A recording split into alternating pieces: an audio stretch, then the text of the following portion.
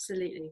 Wonderful. Well, you look fantastic, Momtaz, as always. Welcome to Gurus on the Spot.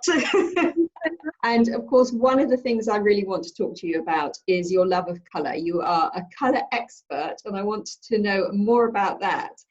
But I want to start actually with the other reason that I invited you to join Gurus on the Spot is that since I've known you, you demonstrate a very rare ability, which is that you are completely at ease with people from so many different walks of life, from many different parts of the world. I know you travel extensively and you enjoy traveling, but even in London, I've just looking at your Instagram feed, you are so completely at ease with all kinds of people.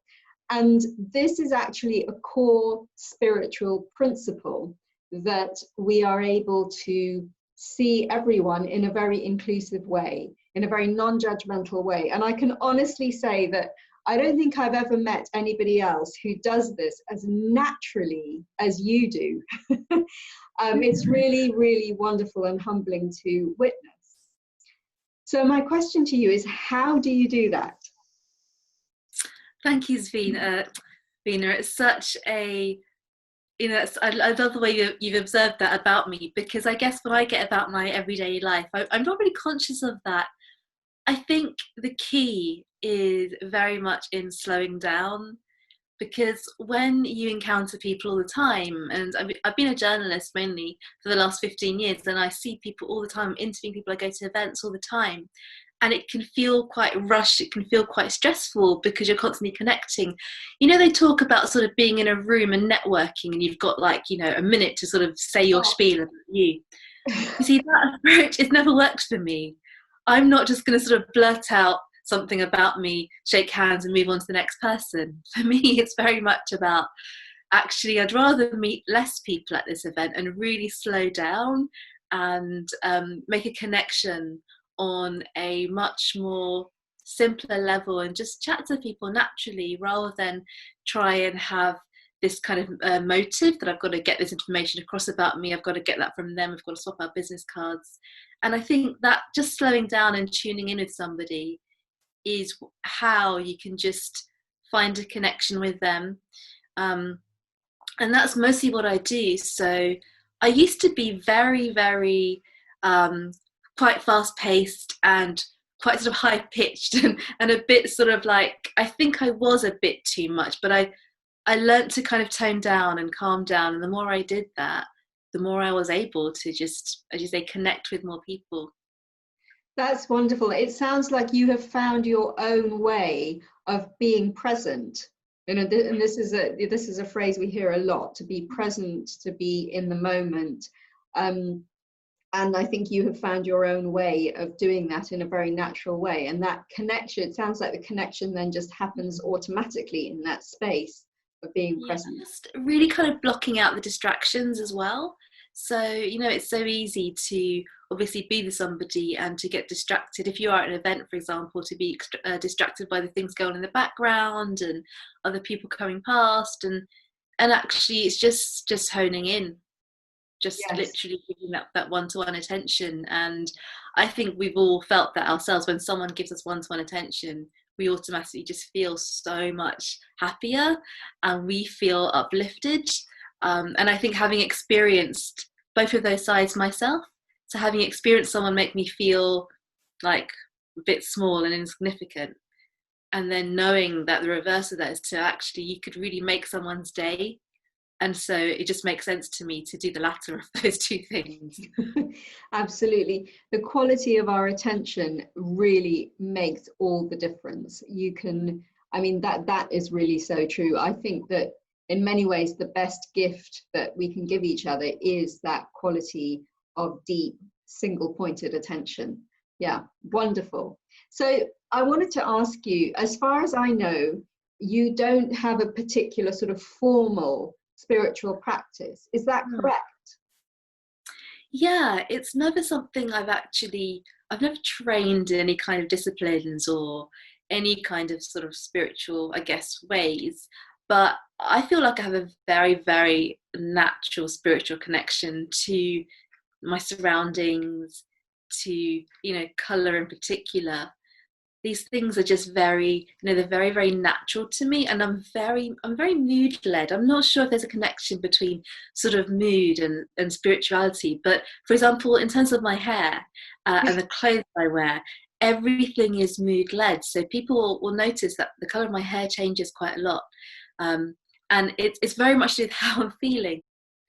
Do you know, there really is a strong connection between mood and spirituality, and I'm really glad that you brought that up, because I think generally when people think about spirituality, they can think about being really quiet and calm and zen and sort of stopping everything, and it can all get a bit bland, whereas actually, particularly from, I can say this as a dancer, there is a very strong connection between mood and spirituality, and using one's mood. The Sanskrit word is bhava, so using your mood is actually an entire method of dropping into a very deeply connected spiritual space. So you did that automatically and very naturally, and I think this is really inspiring for people, because I think it's really important that people know that they have their own innate natural spiritual way and spiritual connection. It's not necessarily something that you have to do in a formal way. And I certainly don't think that it's something that people should force at all.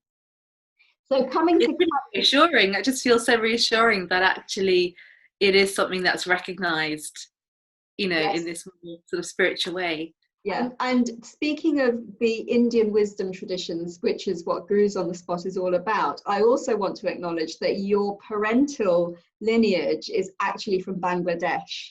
So on that note, I wanted to come to your childhood and ask you, where does your love of colour come from? Is it something that's connected to your childhood, or is it something that came later?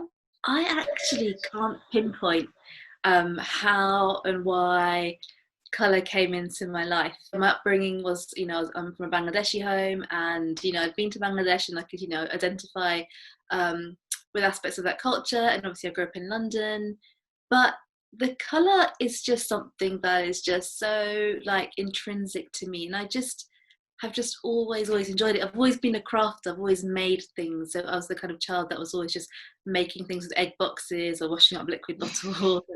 And I guess, you know, the kind of upbringing I had was quite strict. My parents didn't sort of let me go out and socialise. So I'm from a family of 4 sisters. So much of my life was very home-based. So I used to spend time sort of like designing complete fashion catalogues and all the clothing and accessories.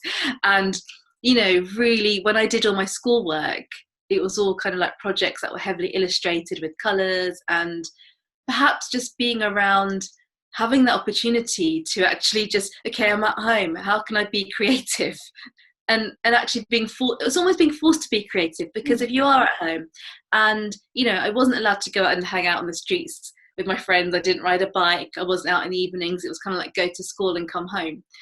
And actually, what can you kind of do when you're at home? And I guess the crafting, the art, the creative, the using your hands is what I naturally, you know, became attracted to. It sounds like, again, that was something that happened very, very naturally for you. As a colour expert, I wanted to ask you about the importance of colour with regards to mental well-being, because I think particularly with this year, this is something that's very much highlighted, you know, and I think as we're coming into winter, it's possible that we may have local lockdowns again. I'm really aware that people need as much inspiration as possible to take care of their mental and psychological well-being. What role does colour play in improving our mood and benefiting us from a mental health perspective? I mean, I just want to show people that there are so many benefits to colour, and just being surrounded in it, it will just automatically lift your mood, your spirits. It really just adds this positive aspect to your life. I think there is so much sort of power and sort of well-being benefits in colour. You know, we have such a natural connection to colour without realising. We know that if we see like an orange glow, if we see blue, that it's automatically cooler. So in that sense, there are some properties of colour that are just so natural that we don't need to learn about it or experience with it. We actually just automatically react to it. So if we just look at those basics, and we realise, gosh, colour can have such, an automatic impact without us thinking anything. But then when we do start to think and we do start to appreciate, then we start to realise colour is everywhere and it's impacting on every aspect of our life. It's like when you have a plate of food, it can go from ordinary to amazing with a sprig of green garnish. And that's literally putting, a bit of coriander or herbs on your plate, and automatically, aesthetically, it looks amazing. It looks tastier. You want to eat it more than you did before. And that just goes to show you just how powerful just little pops of colour can be in our everyday lives. And I just want people to realise how whatever you're doing, whether you're getting dressed in the morning, whether you are making a meal, whether you are, hanging a new picture on the wall, whether you're choosing a new car, the colour that you opt for is going to have such an impact on how you interact daily with these things. And, colour is the most natural thing, because colour is actually defined by light. Light is basically life. If we didn't have the sun, if we didn't have light, none of us would be here. But it's that same light that comes from the sun that is showing us all these colours.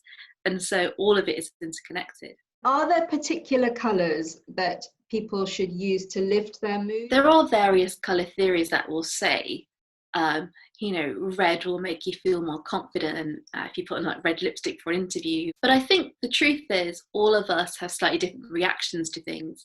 And until we start to expose ourselves to different colours, we don't actually know how we can respond. So, for example, we might think that we really don't like the colour pink, but we perhaps never tried it on. And if we were to try it on, we might realise, gosh, this colour is what makes me feel confident. It makes me go out and smile. So my biggest tip is actually, it's not to kind of think too much about, but which colour should I go for? It's for you to take some time to experience and to just try different colours, to just add in small pops and find what colour lifts you. If your mind and body is saying, no, I want to wear fluorescent orange, not these sorts of like pumpkin oranges, then why not? Absolutely. Well, you are fearless with colour and very inspiring with colour. And I know that people often stop you on the street and comment on the colours that you're wearing. Can you share a particular incident maybe during lockdown that's happened that has lifted your spirits, where you've lifted somebody else's spirits? It's one of those things that happens to me daily. And I think for me, it's the way it happens. It can be people that you least expect. So it could be like a gentleman in a lift. I could be walking the street. It could be like a van driver shouting someone out. If I paint this picture of me going to a cash point to get money out, and there's, somebody who is rough sleeping on the streets, but they decide to stop and tell me, wow, you look really colourful, you've lifted my mood. And I think generally when people just say to me, you've really lifted my mood, like you've made me happy. And I've actually, one of my favourite things I've done during lockdown is I've actually customised my bicycle. So I had a typical grey bicycle, and I've completely sort of made it colourful. And I just cycle it around locally. And it's been so wonderful, and I'm cycling around, and it just makes children start clapping in the street. There'll just be ladies walking past in conversation, and they'll turn around and they'll just be like, oh wow, I really like what you've done. Other cyclists going around saying, cool bike. And it's the fact that people who probably wouldn't have normally interacted with me, but they see the colour, and it gives them the confidence to actually, want to interact. So that's some of the, sort of positive impact that I feel from literally just being me, because I don't want to go around in an ordinary bike, so I decorated it so it's more to my aesthetic, and the result is it's making other people happy. Well, that is inspiring, Momtaz, and you really are inspiring. We've come back to this theme of connection, and the connection that you have with people unexpectedly on a daily basis just by being who you are. And I mean, it's a public service, it really is. You are lifting everyone's mood, particularly at this time when people are going through so many challenges. Well, thank you so much, Momtaz, for joining me for Gurus on the Spot.